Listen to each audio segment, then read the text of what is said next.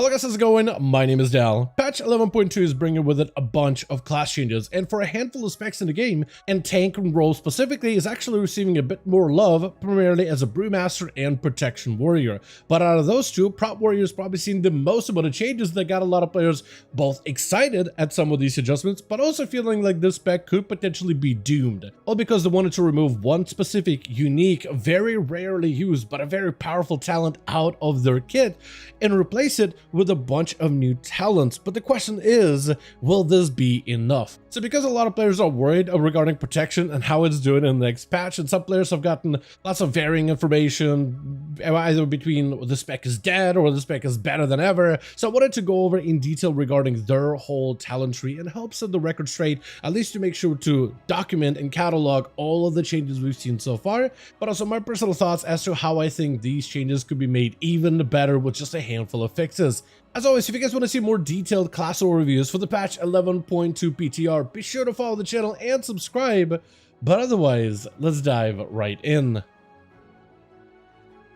So Warriors have gotten another revamp, particularly the spec of Protection. So hopefully we'll see maybe some little adjustments for Arms and Fury. Both of them are looking and feeling really fun to play though. The tier sets are very good, as they affect your hero specs in fun ways, giving a crit damage build for Arms, big Slayer damage with huge executes that reminds a lot of players of the Antorus version of Fury Warrior in particular. It is a ton of fun, so definitely worth diving into a Warrior. It just players start to feel like, you know, Arms Warrior, Fury Warrior, they're fun, they just don't bring the same utility for dungeons like some of the other melees in the game.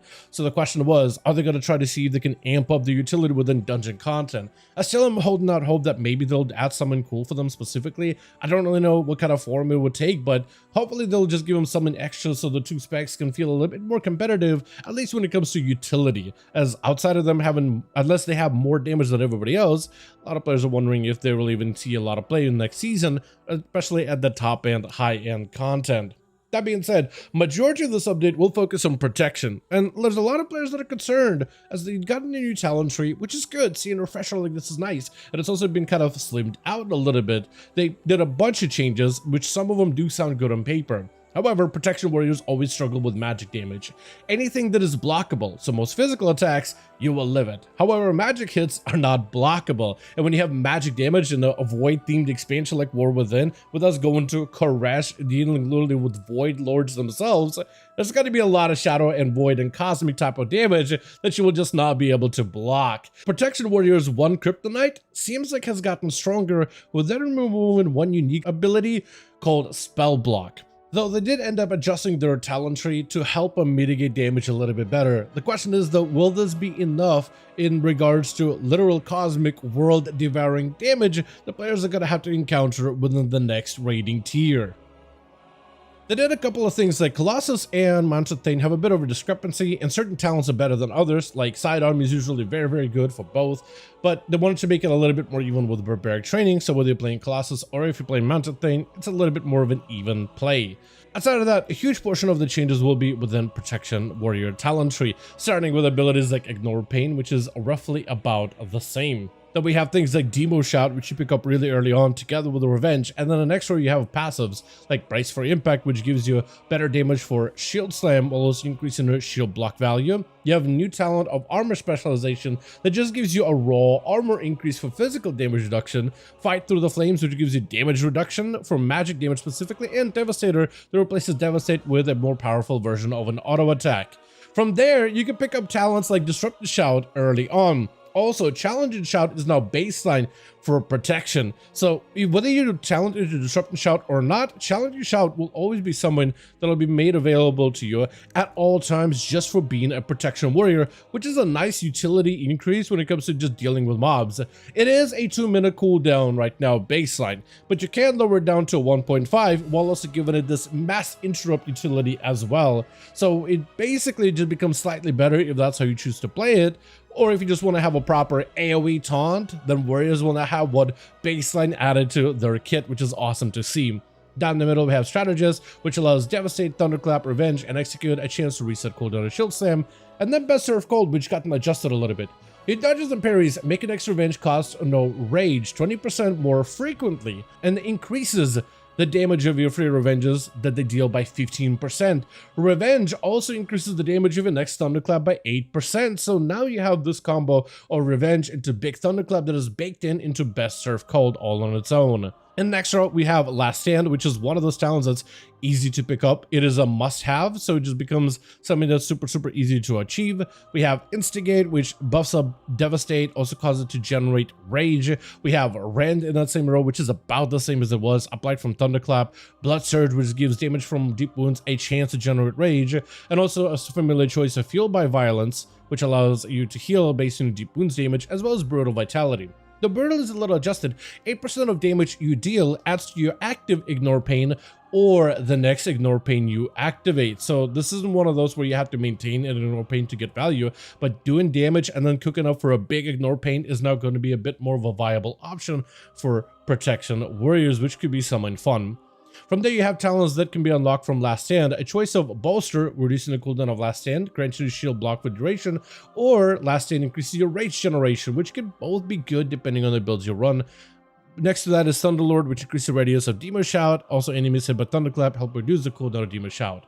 Then there's a choice of heavier percussions for longer shield block duration and shield slam rage, or haste from Into the Fray. To the right of that, we have Bloodborne, which increases deep wounds on rand damage or gives you sudden death, so your attacks have a chance to make you execute cost no rage. And there's some cool new talents to make execute builds a little bit better. Right of that, we have Punish, where Shield Slam deals 50% increased damage and reduces enemies' damage against you by 3%. Stacks can apply multiple times and may overlap.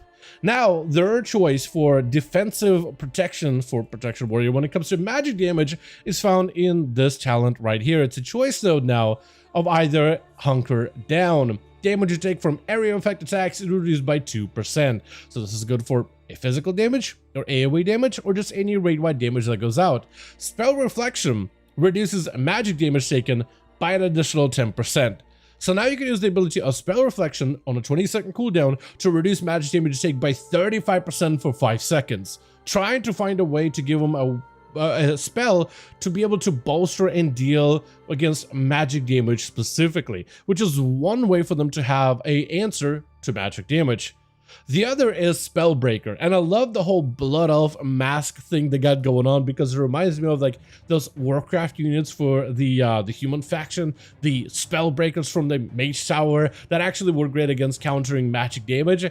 With Spellbreaker, you now have a 4% chance to disrupt magic damage dealt to you, negating 100% of it. So basically you become a Spellbreaker to the similar value, but only a 4% chance to just ignore 100% of magic damage taken. Very RNG, very heavy amounts of RNG is involved with this talent. But if you, let's say, take a huge hit that could potentially one-shot you and you just negate it with Spellbreaker, I mean, it does no damage to you.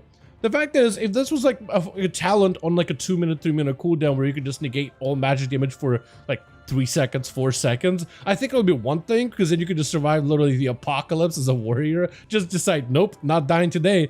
But because it's so RNG, it just becomes less reliable. Technically, it could be good. It's just 4% chance is fairly low. But if it blocks, let's say, disrupts a very powerful hit, it could be massive, but it could also disrupt a very non-powerful hit that doesn't really do a lot of damage, so a little all over the place. But this is their answer to the removal of Spell Block, the ability. So you no longer have a way to block spell damage, but now you have two options of either increasing your on-use Reflection or Spellbreaker. They also have a note on the spell block removal. They say spell block required a lot of specialization knowledge to use. Not only did you need to know when the damage was coming, but also whether it was a form of magic that could be blocked or not, and thus it was affected by the abilities. AoE damage is not blockable, neither is periodic damage. Some of the tank busters from bosses are, while others aren't, and we weren't happy with the knowledge demand that you needed in order to effectively use the ability. So, because the spell block had very certain use cases, it wasn't usable for everything, it got removed. However, players felt like spell block, while it was used in very certain situations, it made Protection Warriors able to deal with those hits that would otherwise kill them. One shot and wipe them out completely. So, with them removing that ability, Blizzard needed to create some sort of an answer for the damage mitigation of magic damage, and Spellbreaker versus Hunker Down are their answers more or less. There's also a couple other talents that help increase your overall survivability later down the rows, but that is their essentially big answer to that defensive loss. And I guess the question is, will it be enough? There's a lot of warriors right now that are trying out the new warrior, and I think it will come down to some of the mythic raid testing against certain bosses to see whether Hunker Down or Spellbreaker could be used. I really would have loved Spellbreaker to be some sort of an active ability, or some kind of like an effect that you could control. The fact that it's super RNG, even though it has a very powerful effect, I think would have been a very interesting button to use like every, I don't know, 4 minutes, 3 minutes, some kind of a very long cooldown, but something that could be saved for very core situations.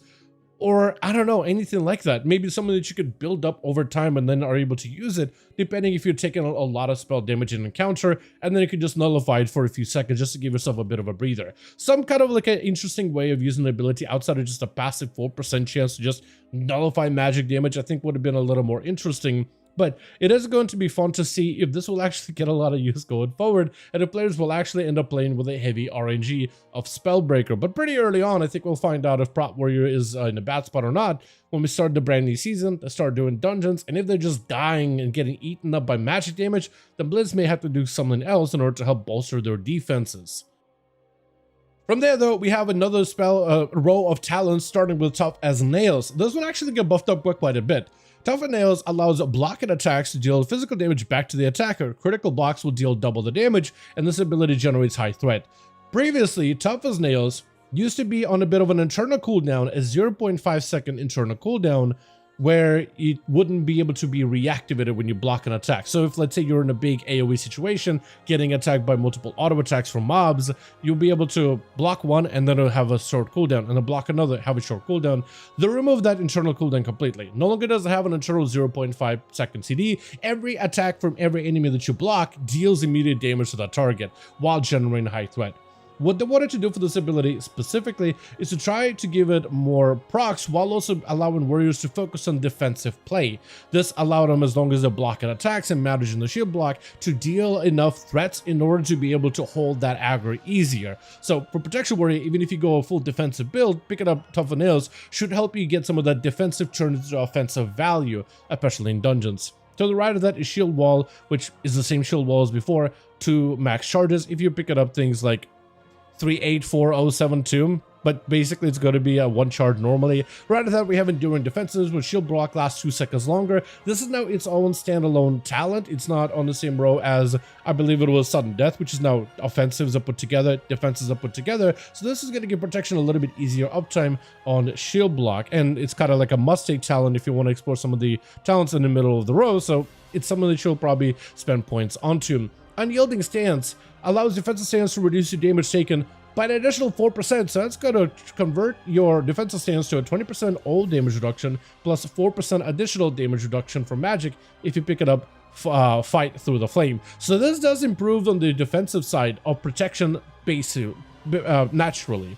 On the right hand side, we have Red Right Hand, which is interesting as it increases the damage of your execute by 15%. There's going to be a couple of talents in this talent tree that will focus on execute damage specifically, because protection can go a little bit more aggressive with its builds. You do have that execute damage value within raids. It can particularly be really, really good. So they are looking to reinforce the execute damage by a decent bit.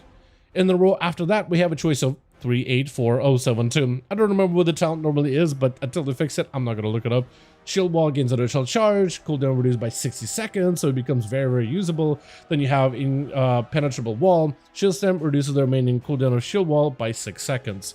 Right after that, we have Focused Vigor. Increases strength by 2% and your critical strike chance by 1%. Quite a bit of nice stats. Middle of that is Shield Spec, where increased block chance by 8% and your shield block value by 16, so even more defensive value, just 1 talent point. Right after that is Enduring Alacrity, increases stamina and haste, and haste is a pretty good stat, which defensively could be really, really good.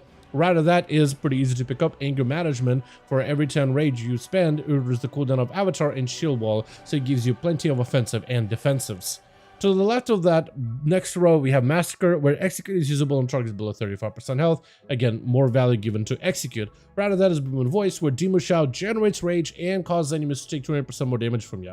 Right after that is Indomitable, where your max health increased by 6%, and every 20 rage you spend, you get a little bit of health back. Right after that is Violent Outburst. Every 250 rage you spend, you gain Violent Outburst, causing next Shield Slam or Thunderclap to deal 200% increased damage and generate 50% more rage and grant Ignore Pain. To the right of that, we have a new one called Heavy Handed. Execute that hits 2 additional targets at 70% damage. So when enemies are starting to die, like in dungeon content specifically, you can land a couple of executes here and there. Maybe you're getting those executes from sudden death, so you don't even just spend resources on them. Those executes can now start chopping everybody up, dealing you additional damage. So sometimes in dungeons where you're looking to survive, there's 2 ways of doing it. Either hunker down, play defensive, and look to play as survivable as possible, or kill this threat before it kills you. So for protection, this could be an opportunity for them to start dishing out big executes that cleave everything around them, possibly increasing the overall damage output within dungeon content to take down threats a little bit quicker, which is going to be very interesting. And then you have finally capstones, which are very familiar. You get Shield Charge, which no longer has any talents that amplify it. Now you Shield Charge to an enemy, granting you shield block, dealing physical damage, but you no longer, and you also stun the target, dealing AoE damage, generating 20 rage, but you no longer have this whole, like, it grants you, I guess it basically natively now grants you shield block, but it no longer grants you all these different procs and a bunch of resources and everything like that. It's just a Shield Charge, so whether you take it, whether you don't take it, they kind of stripped it of some of the different buffs that you could potentially get. Right after that is Battle Scarred Veteran. When you drop below 30% health, you take a bunch less damage, 80% less for 8 seconds. The healing receive is increased by 100% and can proc every 3 minutes. And to the right of that, we have the capstone of Ravager. Either you can use the on-use version at a 1.5 minute cooldown that will generate 10 rage every time it deals damage, or you can go for a passive version with Whirling Blade, where attacks have a chance to target a nearby enemy with Ravager for 4 seconds. So I actually tried this one in dungeons, and the damage that Ravager did within a Ikudo Maldani, I mean, it was alright, more or less. Although looking at the details, it is very hard to tell what was the uptime of Ravager. Like if I got more uses of Ravager compared to using an on-use version, I would have needed to have logged the run in order to get better value. But if it gives you about the same uptime, but it's just a passive version, maybe that'll be nice overall, but it'll likely have a little bit of variance, I think, depending on the encounter. Aside of this though, I do see what they were trying to do with a little bit of more power gained for the Protection Warrior, while also giving them those must-have talents early on. They are really easy to reach. Even some of the utility talents that you would want to use in dungeons, like Disrupting Shout for anti-caster pressure, that is really good to see that it's super easy to obtain. The fact that they no longer have talents that are competing against each other, where it's an offensive talent versus a defensive talent, is really good to see. And being able to pick out defenses all by themselves while still having a few points to spend into offensive power of your choice is really nice, and allows you to go for a little bit more damage and aggression if that's what you are looking to do. When it comes to their capstone choices, the changes with Ravager over passive versus active I don't think is nearly as interesting as I want it to be, but it's probably going to be nice for overall raw convenience. Then we also have the Shield Charge ability, which is made a little bit less good since you no longer have those talents that help amplify its effectiveness. So I guess some of the other choices down the middle, or even the Execute talents, do become a little bit better in comparison. At the end of the day though, it's a question of will they be able to stave off magic damage taken, and while they have tried to give them a few more passives regarding some of the damage reductions natively, the magic damage with Spell Reflection versus this Spellbreaker talent, it's going to be very interesting to see if this class gets any play as a tank spec specifically when it comes to Race to World First. I think they could have easily made that whole talent choice between Spellbreaker and the Spell Reflection much better if the Spellbreaker wasn't an RNG of 4%, if there was some kind of way to control it and use it when you needed it the most. And especially when it comes to defensives. Nothing can be more frustrating than giving you a very powerful defensive talent, but tying it to RNG. And as a tank, you want to have more reliable solutions and answers to big problems and big abilities, and I feel like Spellbreaker is just not a solution that is ready ever. So them changing it to like a cooldown or something that you maybe can build up after taking a certain amount of magic damage. Now you got to charge a Spellbreaker that you can then use to nullify the next damage and ability. Something like this would have been a lot more interesting. interesting. And I really do think they should rethink that entire choice node completely. I think this could be their answer to warriors dealing with magic damage. At least with Spell Reflect, every 20 seconds you can greatly reduce it, but Spellbreaker, I love the ability of negating magic damage completely, but I would have loved to have some sort of a way to control it, even in limited capacity. I think that would help Protection Warriors more readily have an answer to magic damage rather than literally gambling with their health bar on Spellbreaker procs. But with that, I do want to end it here, and I do want to thank all of you guys so much for watching this video, and I hope you guys did enjoy it. If you did enjoy it or found this update informative, go ahead and give it a like. I would very much appreciate it. Also, join our Discord community, especially if you want to keep up with any of the newest class changes when it comes to patch 11.2 PTR. Also, let me know your thoughts about Warriors. How do you think they're going to perform, and do you like these changes, or do you want them completely reverted? Do you want spell block back on your bars? Let me know all those thoughts in the comments down below. And as always, I'll see all of you guys in the next one.